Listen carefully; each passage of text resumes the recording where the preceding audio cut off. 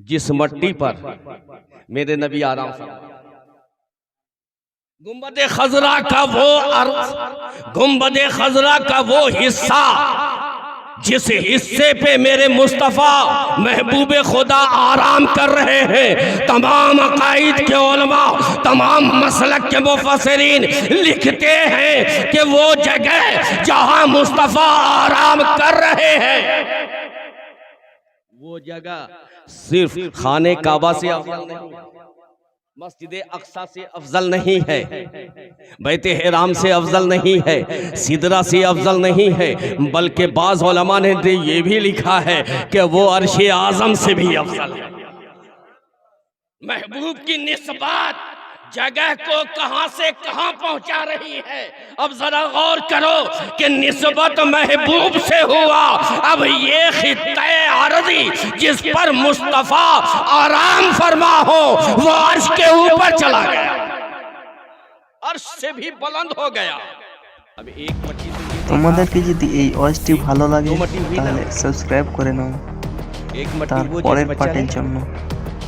वो भी अफजल जिस मट्टी पर आप सोए हैं। ওয়াচটি অনেক সুন্দর আছে, তোমরা দেখো পুরো ভিডিওটা। कितनी अफजल हो गई वो मट्टी के अर्श से भी बुलंदी पे पहुंच गई। अब तीसरी मट्टी का ख्याल करो यारो कि वो मट्टी कितनी अजीम होगी जिससे मुस्तफा का खाका बना होगा। बशरियत मुस्तफा जिस मट्टी से बना होगा वो मट्टी कितना अजीम होगा, कितनी बुलंदी तक वो मट्टी पहुंचा होगा कि जिस मट्टी से मुस्तफा का खाका बना होगा, बशरियत मुस्तफा बना होगा, खाका जिस मट्टी से बना होगा मुस्तफा का, वो मट्टी कितनी अजीम है, कितनी बुलंद होगी। बोलिए बुलंद है ना। अब आका सल्लल्लाहु अलैहि वसल्लम इरशाद फरमा रहे हैं कि ये मेरे उम्मतियों सुनो सुनो गौर से सुनो, अना व अबू बकरी व उमर खुलिकना मिन तुरबतियों वाहिदा। अना व अबू बकरियों व उमर खुलिकना मिन तुरबतियों वाहिदा।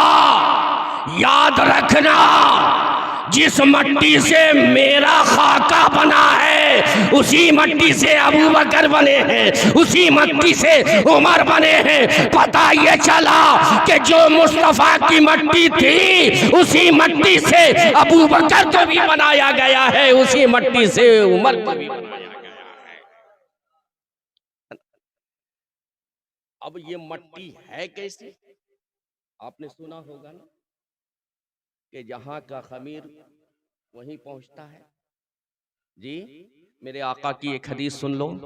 सरकार ने इरशाद फरमाया कि जिस मट्टी से बंदे का खाका बनता है, किसी बच्चे का खाका बनता है, जिस मट्टी से अल्लाह फरिश्तों को हुक्म दे देता है और वो फरिश्ते उस मट्टी को उठा करके एक चुटकी उसकी नाभि में डाल देता है। उठा के उस मट्टी को जहां से ली जाती है वो मट्टी उठा करके नाभि में डाल दिया जाता है, जिसे हम लेकर के जिंदगी भर फिरते रहते हैं। जिस कब्र को हम भूले हुए हैं, अल्लाह याद दिलाने के लिए उस मट्टी को हमारे नाफ में रखता है, छिड़कवा देता है ताकि कब्र को तुम मत भूलो। हमेशा कब्र को याद रखे रहो कि तुम आप उस कब्र की मट्टी को अपने नाफ में लेकर के तुम घूम रहे हो। मेरे आका इरशाद फरमाते हैं कि जहां से मिट्टी ली गई थी बंदे को वहीं दफन किया जाता है ना। इसी वजह, यही वजह है कि जब आप मट्टी देते हैं किसी मुर्दे को तो क्या पढ़ते हैं, याद है आपको? है कुछ पढ़ते हैं? हाँ मिन्हा खलकनाकुम, रब कह रहा है मिन्हा खलकनाकुम, मैंने तुम्हें इसी मट्टी से बनाया है और इसी मट्टी में मिलाऊंगा। इस मट्टी से बनाया है और इसी मट्टी में मिलाऊंगा और फिर कयामत के दिन इसी मट्टी से उठाऊंगा। अब जरा पूछो अबू बकर की मिट्टी कहां से ली गई, उमर की मिट्टी कहां से ली गई, और ये मिट्टी है कौन सी जगह है?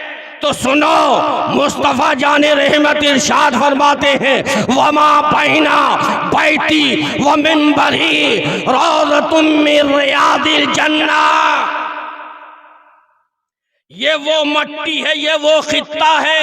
मेरे आका इरशाद फरमा रहे हैं कि मिंबर से लेकर के हुजरे आयशा तक जो खित्ता है, जो अराजी है, जो जमीन है, वो जमीन बैती व मिंबरी रौज़तुम मिन रियादिल जन्नह, ये यहाँ वहाँ की नहीं है, ये जन्नत से आई है। वो मट्टी कहां से, वो जमीन का खित्ता कहां से आया है?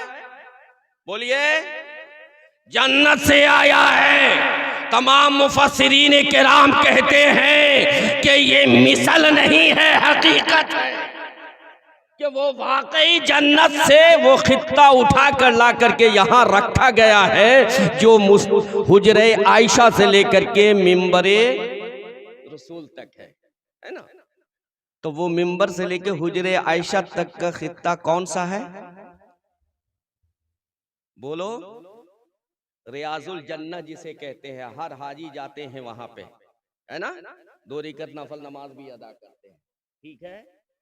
अब जरा पूछो कि वो जगह जो है वो जन्नत से आई है। लोग मरेंगे, विसाल होगा, कब्र में जाएंगे, सवाल होगा, जवाब मिल दिया जाएगा। जब सवालो जवाब हो जाएगा तो उनकी कब्र को जन्नत की क्यारियों में से एक क्यारी बनाया जाएगा। लेकिन ये अबू बकर उमर, तुम्हारी शान कितनी अजीम है कि तुम्हें दफन भी किया गया तो जन्नत में। वो टुकड़ा जन्नत का है, उस टुकड़े पे दफन किया गया है। अच्छा है किनके साथ? सरकार के साथ है। अच्छा, ये भी तो वो जगह क्या है? हुजरा आयशा है, हजरत आयशा सिद्दीका का हुजरा है ना। बगल में खातून जन्नत फातिमा ज़हरा का सिद्दीक हुजरा था। अगर वो चाहते तो वहां भी आप आराम फरमा सकते थे, लेकिन फैसला नहीं होता, इसलिए कि एक जमात बदमज़हबों की ऐसी भी है जो ये कहती कि हुजूर मेरी सैयदा फातिमा ज़हरा के हुजरा में है आराम फरमा, इसलिए हुजूर हमारे हैं। बड़े नुक्ते की बात बोलने जा रहा हूं।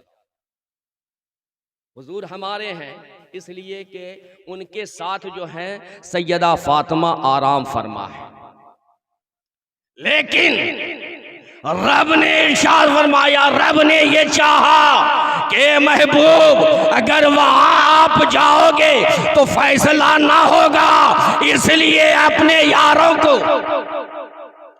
तुम भी आओ और अपने साथ यारों को भी हुजरे आयशा में लिटाओ, ताकि ये जमाना जान जाए जो आयशा जिसकी माँ है उसी के मोहम्मद रसूलुल्लाह हैं, जो आयशा को माना करते हैं उसी के वही रसूलुल्लाह को माना करते हैं।